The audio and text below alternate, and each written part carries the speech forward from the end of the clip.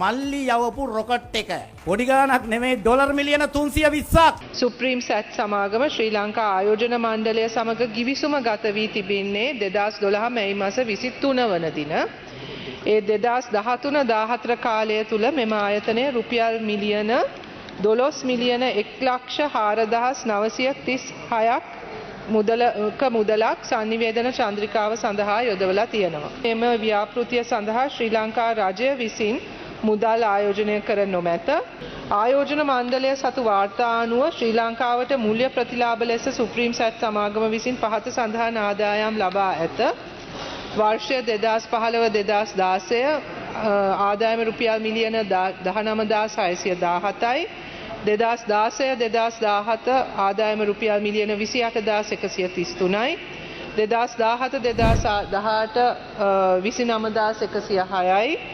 2018-19 34,169යි.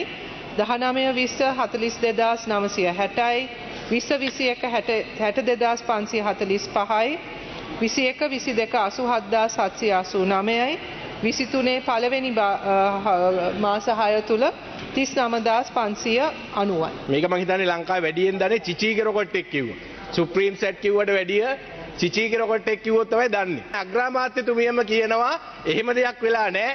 ලංකාවේ 1 රුපියලක්වත් ආයෝජනය කරලත් නැහැ. ඒ වගේම අනිත් පැත්තෙන් වාර්ෂිකව මිලියන 20,000 ඒ ආකාරයෙන් හැම වර්ගෙම රටට ආදායමක් ඇවිල්ලා තියෙනවා. ඍජු ආයෝජනයක් ඇවිල්ලා තියෙන්නේ. ඊගාව තොරතුරු දැන ගැනීමෙන් අහනවා මල්ලි යවපු රොකට් එක.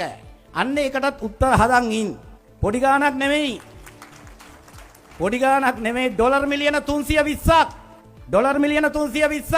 අපේ IS ජයරත්න කියන ආර්ථික විද්‍යාඥයා කිව්වා ඩොලර් මිලියන 320ක් කියන්නේ පොඩි ගාණක් නෙමෙයි. ඇඳන් 200 රෝහල් හැදුවත් රෝහල් 504ක් හදන්න පුළුවන්.